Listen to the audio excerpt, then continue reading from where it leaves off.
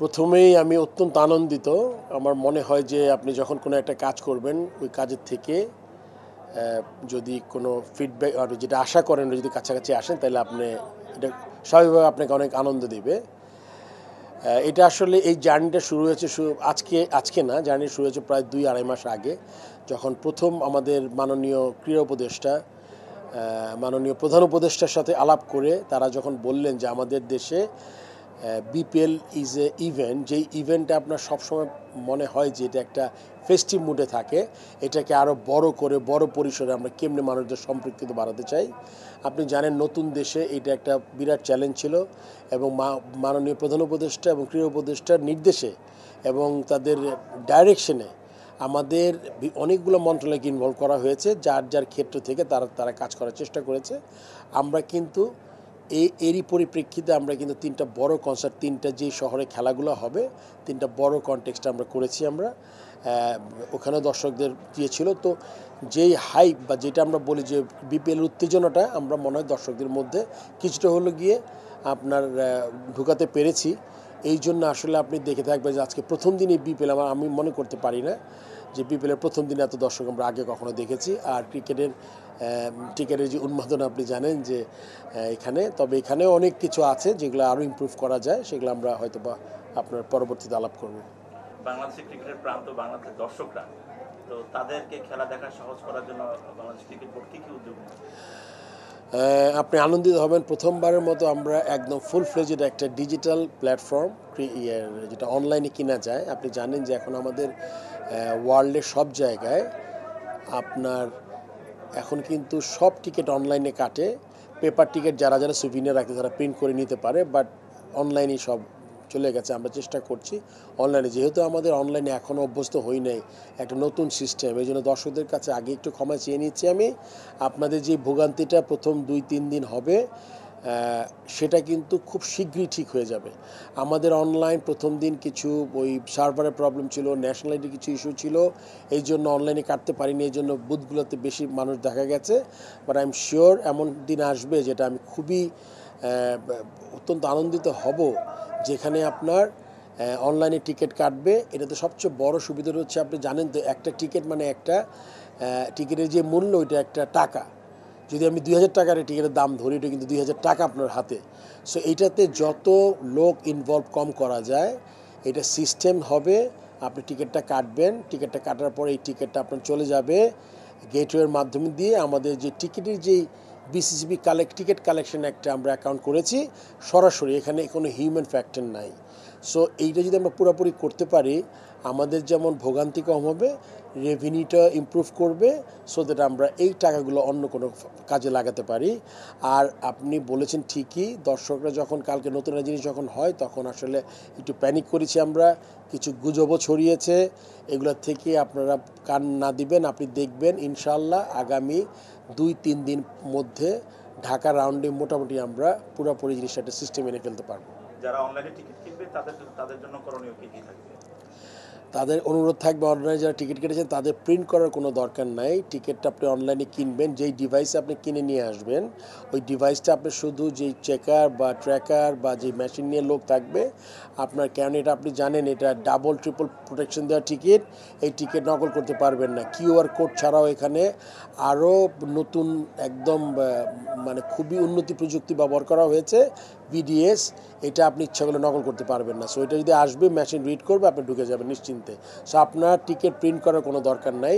যারা ব্যাংক থেকে টিকিট কাটবেন ওখানে সেম বিডিএস থাকবে, এবং আপনাদের মাথায় রাখতে হবে প্রত্যেকটা টিকিটের হিসাব আছে। আমরা যেসব জায়গায় আমরা কিছু টিকিট আমাদের, আপনি জানেন যে আমরা বিনামূল্যে সরবরাহ করি, যারা আমাদের হেল্প করে থাকেন, তাদের টিকিট, রেভিনিউ টিকিট, সব টিকিটের কিউআর কোড, বিডিএস, প্রত্যেকের আলাদা নাম্বার, এই সেকেন্ড আর জেনারেট কেউ করতে পারবে না এই টিকিটটা। সো এটা আপনাদের মাথায় রাখতে হবে। আমার মনে হয় যদি নকল টিকিট দিয়ে কেউ ঢোকার চেষ্টা করেন, এটা আপনি সফল হবেন না। সো সবাইকে অনুরোধ করব, আপনারা টিকিটটা কেটে, অনলাইন হোক বা পেপার টিকিট হোক, টিকিটটা কেটে আপনি আসবেন এবং বাংলাদেশ টিকিটকে আপনারা সাহায্য করবেন। কালকে তো ব্যাংক হলিডে, তো দর্শকদের টিকিট কাটার জন্য বিসিবি কি উদ্যোগ নিচ্ছে? আমরা বলেছি ব্যাংকে আজকে কালকে টিকিটটা আজকে ওদের অ্যানাউন্সমেন্ট দিতে দিতে বলা হয়েছে, যারা খেলা দেখতে চান কালকে তারা আজকের মধ্যে টিকিটগুলো সংগ্রহ করে নেবেন। এই জন্য যেহেতু ব্যাংক বন্ধের জন্য আমরা টিকিটের অনলাইনে আমরা 35% দিয়েছিলাম, আমরা এখন অনলাইনে প্রায় 55% টিকিট দিয়ে দিয়েছি। আপনি অনলাইনে গেলে টিকিট পাবেন। সবাইকে অনুরোধ করব যারা খেলা দেখতে ইচ্ছুক কালকে তারা আজকের মধ্যে অনলাইনে টিকিটগুলো কিনে ফেলবেন এবং আপনি যতক্ষণ টিকিট থাকবে, এবং এটা বুঝতে হবে ঢাকা শহর আমাদের অত্যন্ত জনবহুল একটা শহর। এই শহরে কিন্তু আপনার অনেক মানুষ বাস করি। আমাদের কিন্তু স্টেডিয়ামের ক্যাপাসিটি মাত্র আপনার 24 না 25,000। তার মধ্যে থেকে বলেছিলাম কিছু টিকিট আমাদের বিভিন্ন এজেন্সিতে দিতে হয়। এছাড়া টিকিটে সব যে খেলা দেখতে ইচ্ছুক তারা একটু আগে টিকিটটা সংগ্রহ করবেন। আর আমাদের এখানে একটা সুইমিং পুলের পাশে একটা বুথ তৈরি করেছি। আপনাদের কাছে আমার অনুরোধ থাকবে, একটা ভালো জিনিস করার চেষ্টা করছে ক্রিকেট বোর্ড, এটাতে আপনারা সর্বোচ্চ সহযোগিতা করবেন। আপনারা এটা নিয়ে কোনো মারামারি নাই, আর এই টিকিট কিন্তু একসময় শেষ হয়ে যাবে, এইটা আপনার মেনে নিতে হবে। আপনার সেকেন্ড আবার ট্রাই করতে হবে। সো আমি সবাইকে অনুরোধ করব শৃঙ্খলা বজায় রেখে আপনারা, আজকে কিছু অনাকাঙ্ক্ষিত ঘটনা ঘটেছে, যারাই করেছে আমার আশা করব যে আপনি এই ধরনের কোনো কাজ করেন না। ক্রিকেট বোর্ড, আমি আজকে বোর্ড প্রেসিডেন্ট, এটা কিন্তু আমার কোনো সম্পত্তি নয়। ক্রিকেটে যারা কাজ করছে এমপ্লয়ি ছাড়া, তারা কাজ করে এমপ্লয়ি বেতন নেয়। তাছাড়া অনেক ডিরেক্টরস আছেন যারা তাদের সময় দিয়ে হেল্প করার চেষ্টা করছে। সো এটা আমাদের সবাইকে ওন করতে হবে। এটা ক্রিকেট বোর্ডটা সবার, আমাদের এটা আমাদের রক্ষা করা আমাদের দায়িত্ব। সো ক্রিকেটের জন্য ভালো কিছু হলে আপনাদের আমরা সবাই বেনিফিটেড হব। এই জন্য আমি সবার কাছে অনুরোধ করব আপনারা একটু ধৈর্য ধরবেন। এই ম্যাচ না দেখতে পারে নেক্সট ম্যাচে যাবেন। তবে এতটুকু প্রমিস আমি করতে পারি, আমি যেভাবে যেই উদ্যোগটা নিয়েছি এইটাকে আমি আপনার শেষ হয়ে গেলে আমার কিছু করার থাকবে না, কিন্তু এখানে কোনো অনিশ্চয়তা, দুর্নীতি, কোনো টিকিট থেকে না করে দেওয়া এরকম কোনো ঘটনা ঘটবে না। খেলা তো দেখবেই, সাথে কি দর্শকদের জন্য আর কিছু থাকতেছে? খুবই চমৎকার কোয়েশ্চেন করেছেন। অনলাইনে যারা টিকিট কাটবেন তাদের জন্য একটা র্যাফেলের মতো, একটা ড্রর মতো হবে প্রতিদিন আমাদের। ভেরি নাইস অফ হিম, যেটা একটা করে ইলেকট্রিক বাইক আমরা দিব, এবং এটা আজকে খেলাই শেষের দিকে আপনারা জেনে যাবেন কে উইনার। তো যারা অনলাইনে টিকিট কাটছেন তাদের জন্য এই সুযোগটা থাকবে, যারা অফলাইন বা টিকিট কাটছেন তারা এই সুযোগটা পাবেন। So this is এবার তো স্পিড অফ ইউথের হিসেবে আমরা আন্ডারেড আয়োজন করেছি, কি কি আমাদের রাখা হয়েছে? আসলে তারুণ্যের উৎসব নাম দিয়েছি আমরা বিপিএলকে। আমরা জানেন যে অত্যন্ত রক্তক্ষয়ী একটা আন্দোলনের মাধ্যমে, যেটা আমরা অত্যন্ত দুঃখিত। আমরা এটা ভাষা প্রকাশ করা যাবে না, জুলাই আগস্টে যে জিনিসটা ঘটেছে বাংলাদেশে। বাট আমাদের তাদের প্রতি শ্রদ্ধা রেখেই আমাদের এগিয়ে যেতে হবে, এবং আমরা চাই এই শোককে শক্তিতে পরিণত করার জন্য।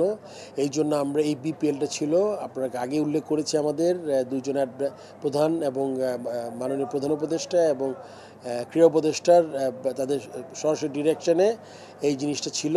সো সেক্ষেত্রে আমরা বেশ কিছু নতুন জিনিস করেছি।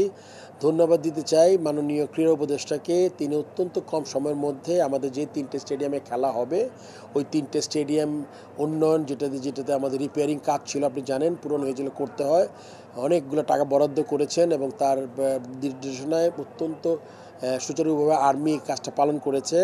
এখানে আমরা আপনি জানেন মুগ্ধকর আমাদের একটা ছেলে আমাদের যে পানি খাওয়াতে গিয়ে মারা গেছে আমাদের আন্দোলনে, পয়েন্ট ব্ল্যাঙ্ক থেকে তাকে, আমার মনে তাকে স্নাইপার শুটিংয়ে মারা হয়েছে। তার স্মরণে আমরা একটা কর্নার করেছি, একটা না 6-7-8টা কর্নার করেছি। এগুলো আসলে ভিজিবল না স্টেডিয়াম, একটু ভিতরের দিকে, ওখান থেকে সবাই ফ্রি পানি খেতে পারছে। এটা পুষ্টিকে ধন্যবাদ, পুষ্টি এই কাজটা করেছে আমাদের সাথে। আমরা এখানে আবু সাইদ স্ট্যান্ড করেছি তার স্মরণে, যে প্রথম শহীদ, যাকে যেভাবে নির্মমভাবে হত্যা করা হয়েছে। আপনি দেখবেন সাদার্ন গ্যালারির এক কোণে একটা আবু সাইদ স্ট্যান্ড বানিয়েছি আমরা ফ্রি এন্ট্রি করেছি প্রায় 100-র অধিক স্টুডেন্টকে। আপনি জানেন যারা এই প্রায় 20,000 থেকে 30,000 মানুষ ইনজুরি হয়েছে, কেউ চোখ হারিয়েছে, কারো পা গেছে। আজকে তারা এসেছিল আমার সাথে, পোডিয়ামে উঠেছিলেন। তাদের থেকে আমরা প্রায় 100 স্টুডেন্টকে আমরা খেলা দেখার ব্যবস্থা করেছি। আপনি জানেন গ্রাফিটি করছি, আমরা শুরু করেছি, দেরি হয়েছে, বাট হোপফুলি নেক্সট রাউন্ডে সব কমপ্লিট হয়ে যাবে। আমরা গ্রাফিটি করেছি এখানে 0 ওয়েস্ট জোন করেছি। এটা আমাদের প্রধান উপদেষ্টার একটা কনসেপ্ট যে আমরা একটা জোন করব, টিকিটের দাম একটু বেশি রেখে তারা যাতে ওইখানে করে, এটা মানে ওখানে বসতে পারে। এবং এই সর্বোপরি মিলিয়ে বেশ কিছু জিনিস আমরা চেষ্টা করেছি করার। এই এই এই দিক থেকে আমার মনে হয় এই বিপিএলটা একটু ভিন্ন অন্য সময়ের থেকে।